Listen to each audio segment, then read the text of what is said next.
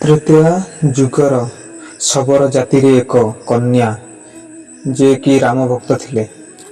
ତାହାର ହୃଦୟ ନିର୍ମଳ ଥିଲା। କୌଣସି ଶୁଭ କାର୍ଯ୍ୟ ଆରମ୍ଭ ପଶୁ ବଳି ଦେବାର ପନ୍ଥା ସେତେବେଳେ ଶବର ଜାତିରେ ଚାଲୁଥିଲା। ଯେତେବେଳେ ଶବର କନ୍ୟାର ବିବାହ ଠିକ୍ ହେଲା, ପିତା ବଳି ଦେବା ପାଇଁ 100 ପଶୁ ଆଣିଥିଲେ। ପଶୁଙ୍କୁ ବଳି ନ ଦେବା ପାଇଁ ଶବରୀ ପିତାଙ୍କୁ ଅନୁରୋଧ କଲେ। ମାତ୍ର ଏହା ତାଙ୍କ ପରମ୍ପରା କହି ପିତା ତାଙ୍କ କଥା ଅମାନ୍ୟ କଲେ। ସେ ମାତାଙ୍କୁ ମଧ୍ୟ ପଶୁ ବଳି ନ ଦେବା ପାଇଁ ଅନୁରୋଧ କରିବାରୁ ମାତା ମଧ୍ୟ ସେଇ କଥା କହିଲେ। ସେ ଭାରାକ୍ରାନ୍ତ ମନରେ ଚିନ୍ତା କରିବାକୁ ଲାଗିଲେ, କେମିତି ପଶୁଙ୍କୁ ବଳିରୁ ରକ୍ଷା କରିବେ। ଶେଷରେ ରାତ୍ରିର ସମୟରେ ପିତାମାତା ଶୋଇଥିବା ସମୟରେ ଶେଷ ପ୍ରଣାମ କରି ଘର ଛାଡ଼ି ଚାଲିଗଲେ। ବିଦ୍ୟା ଗ୍ରହଣ ପାଇଁ ସେ ଅନେକ ଗୁରୁଙ୍କ ଆଶ୍ରମକୁ ଯାଇ ଅନୁରୋଧ କଲେ। ମାତ୍ର ଆଦିବାସୀ ସମ୍ପ୍ରଦାୟର ହେଉଥିବାରୁ ତାଙ୍କୁ ଅନେକ ଅପଶବ୍ଦ ଶୁଣିବାକୁ ମିଳିଲା।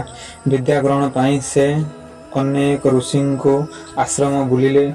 ଶେଷରେ ମତଙ୍ଗ ଋଷି ତାଙ୍କୁ ନିଜ ଗ୍ରହଣ କରି ବିଦ୍ୟାଦାନ କଲେ।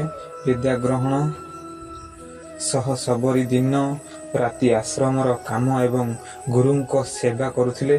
ତାଙ୍କ ନିଷ୍ଠାପର ଶିକ୍ଷା ଗ୍ରହଣ ଏବଂ ସେବାରେ ଗୁରୁ ଅତ୍ୟନ୍ତ ପ୍ରସନ୍ନ ଥିଲେ। ଏମିତି ସମୟ ବିତିଗଲା ଏବଂ ଗୁରୁ ମତଙ୍ଗ ଋଷି ଶରୀର ତ୍ୟାଗ ପାଇଁ ମନସ୍ଥ କଲେ ଯେ ଗୋଟିଏ ଦିନ ସ୍ୱୟଂ ଭଗବାନ ଶ୍ରୀରାମ ତାଙ୍କୁ ଭେଟିବାକୁ ଆସିବେ। ସେବେଠୁ ସେ ପ୍ରତ୍ୟେକ ଦିନ ବଗିଚାରୁ ଚାଖି ମିଠା ମିଠା କୋଳି ଆଣନ୍ତି, ସୁନ୍ଦର ସୁନ୍ଦର ଫୁଲ ଦୁଆର ସଜାନ୍ତି ଏବଂ ପ୍ରଭୁ ଶ୍ରୀରାମଙ୍କୁ ଅପେକ୍ଷା କରି ରୁହନ୍ତି। ଏମିତି ପ୍ରତ୍ୟେକ ଦିନ କରୁଥିବାରୁ ଅନ୍ୟମାନେ ଏହା ଦେଖି ହସନ୍ତି। ମାତ୍ର ସେ ପ୍ରଭୁଙ୍କୁ ଅନେଇ ବସିଥାନ୍ତି। ଶେଷରେ ତାଙ୍କ ଅପେକ୍ଷା ସଫଳ ହେଲା। ପ୍ରଭୁ ଶ୍ରୀରାମ ତାଙ୍କ କୁଟୀରକୁ ଆସିଲେ। ଶବରୀ ପ୍ରଭୁଙ୍କ ପାଦ ତଳେ ପଡ଼ିଗଲା। ତାଙ୍କ ଆଖିରୁ ଖୁସିର ଲୁହ ଝରିଗଲା।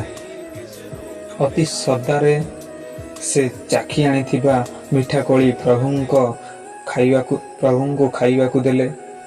କୋଳି ଅଇଁଠା ହୋଇଛି ବୋଲି ଲକ୍ଷ୍ମଣ ପ୍ରଭୁ ଶ୍ରୀରାମଙ୍କୁ କହିଲେ।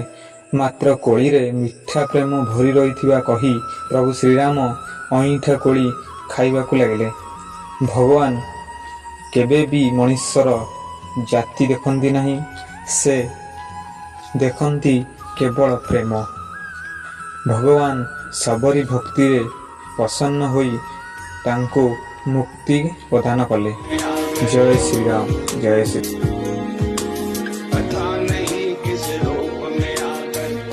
ଯଦି ଆପଣ ଶ୍ରୀରାମଙ୍କ ଭକ୍ତ, ତାହେଲେ ଭିଡ଼ିଓଟିକୁ ଅନ୍ୟମାନଙ୍କ ସହ ସେୟାର